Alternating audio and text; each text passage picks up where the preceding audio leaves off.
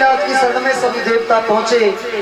भोलेनाथ ने कहा, देवताओं, वो मेरे भक्त हैं, मेरी पूजा करते हैं, मैं कैसे उनको मार सकता हूँ? आप नारायण के पास जाओ और जैसा वो करवाएं वैसा ही तुम करो। नारायण भगवान ने उन सभी देवताओं को साथ लेकर के विशाल यज्ञ का अनुष्ठान किया। उसमें से नाना प्रकार के जीव प्रकट हुए। आज्ञा दी, जाओ तीनों पुरों में प्रवेश करो। लेकिन वो सच्चे से भक्त थे, एक भी पुर में प्रवेश नहीं कर पाया। और जिन्होंने पुर में प्रवेश किया उसी क्षण वो जल करके भस्म हो गए। थोड़े बहुत जो शेष बचे, नारायण भगवान के पास आकर के पूरा वृतांत सुनाया। नारायण भगवान ने सभी देवताओं को कहा, तुम जाओ, और चिंतित हो गए। उसी समय अपनी माया से आज नारायण भगवान ने एक मलिन पुरुष को पैदा किया जिसका नाम अरहिन था। जान दीजिए, अरहिन, जिसने एक हाथ में झाड़ू, एक हाथ में खप्पर, मुख पर कपड़े का पर्दा, ऐसा जन्म लेकर के आया। और उस अरहिन को नारायण भगवान ने आज्ञा दी, तुम ऐसे शास्त्र का लेखन करो जो कि विवाह धर्म से संपन्न हो। कहने का भाव, ऐसे तत्व जोड़ो, कहने का भाव, जो माली, ये विदुमाली और कमलाक्ष, इनके पुरों में प्रवेश करके इन्हें शिव भक्ति से वांछित कर दो, ये मेरा आदेश है। ऐसा जब नारायण भगवान ने अरहिन को आदेश दिया तो उसने भी अपने 4 शिष्य पैदा किए और तीनों पुरों में उसने निवास किया। ध्यान दीजिए, वो अकेला शिकार को नहीं कर पाया। ब्रह्मा जी कहते, नारद, उस समय तुम सहायता के लिए गए और जाकर के उन प्रवासियों को कहा कि बहुत महान बड़े विद्वान हैं जो आपके पुर में पधारे हैं। ध्यान दीजिए, और राजा के सहित सभी प्रजा को उन अरहिन ने अपना शिष्य मान लिया, शिष्य रूप में स्वीकार किया और धीरे धीरे शिव की पूजा, शिव की भक्ति उनके हृदय से दूर कर दी। ध्यान दीजिए, जब वो सब कामवासी हो गए, धन के वासी हो गए, आपस में धर्म कर्म सब उनके नष्ट हो गए, तब सभी देवता मिल करके भोलेनाथ के शरण में गए। प्रभु, अब वो सभी दुष्ट हो चुके हैं, आप कृपा करके उनका उद्धार कीजिए। मैं दानव को बुलाया, सुंदर एक विमान निर्माण कराया। दिव्य अस्त्र लेकर के भोलेनाथ ने पृथ्वी पर स्थित होकर के, ध्यान दीजिए, एक ही बाण से तीनों पुरों को दग्ध कर दिया। और जैसे तीनों पुर जलने लगे उस समय उन तीनों भाइयों ने भोलेनाथ के दर्शन किए और हाथ जोड़ करके प्रार्थना की है, भोलेनाथ, हम जानते थे कि आपके द्वारा ही हमारी मृत्यु होगी, लेकिन भोलेनाथ, हम बुरे हैं, भले हैं, जैसे हैं, लेकिन हम आज आपकी शरण में हैं, आप हमें स्वीकार करो।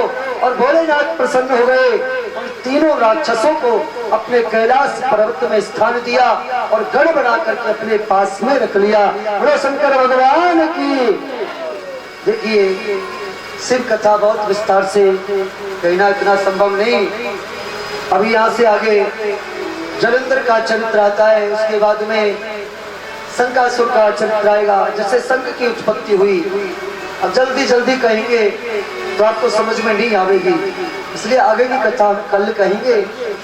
और ध्यान दीजिए, बड़ी सुंदर झांकी श्री कार्तिक और गणेश जी की सजी है। आप लोग बड़ी सुंदर झांकी का दर्शन करेंगे। 3 बज चुके हैं, हम आपका ज्यादा समय नहीं लेंगे, कि झांकी का दर्शन करोगे तो धीरे धीरे 4 बज ही जाएंगे, इसलिए ज्यादा समय ना लेकर के आप लोग श्री गणेश जी महाराज कार्तिक के आप लोग झांकी का दर्शन करेंगे। आओ, दोनों हाथ उठा करके भोलेनाथ की महिमा का दर्शन करें।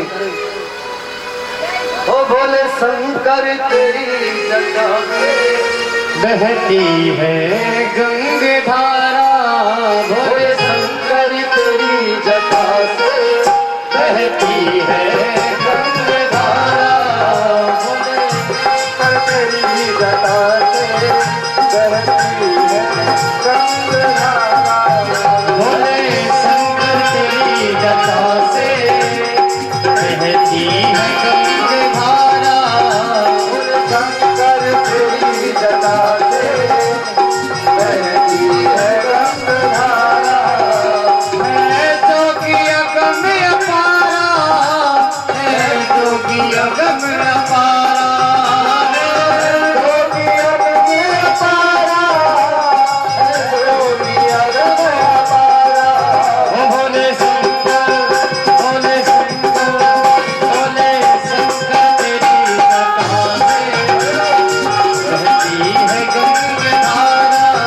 भोले शंकर तेरी जटा से बहती है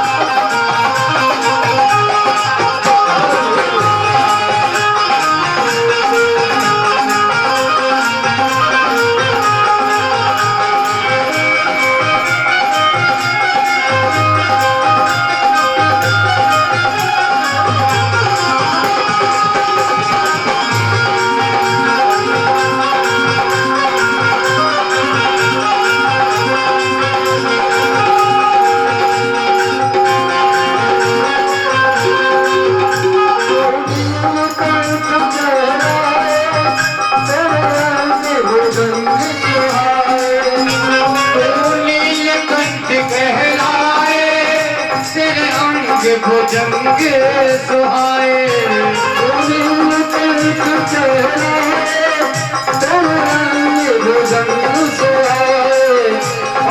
नीलकंठ कहलाए, तेरे अंग भुजंग सुहाए। घर में त्रिशूल उजियारा,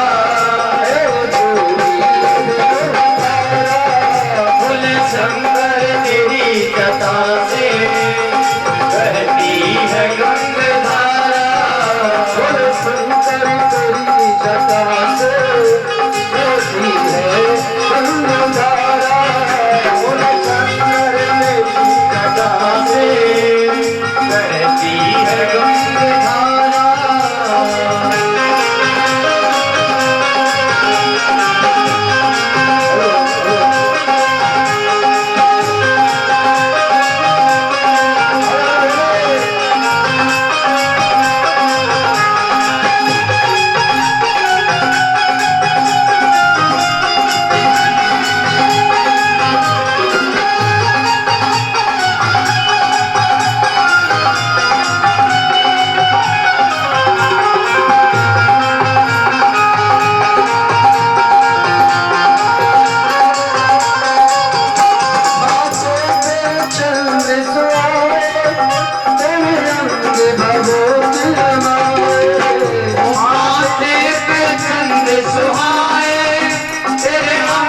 भभूत रमाए, माथे पे चंद सुहाए, तेरे रंग गुलाब रमाए। माथे पे चंद्र सुहाए, तेरे अंग भभूत रमाए। उठ बनी ओंकारा, उठ बनी सत्य ओंकारा, जोगी अगम अपारा। भोले शंकर तेरी जटा से बहती है गंगाधारा। शंकर तेरी जटा से बहती है गंगाधारा। भोले शंकर तेरी जटा से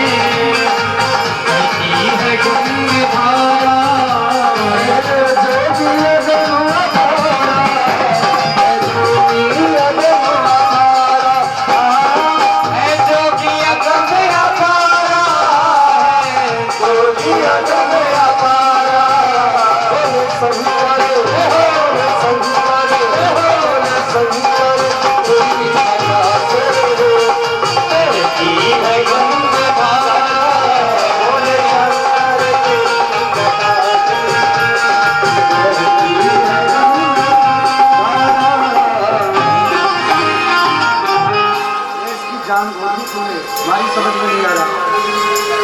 ऊपर से खोल जो है मेन गेन है ना, आवाज कम कर इसकी। श्री राधे राधे राधे, श्री राधे राधे राधे।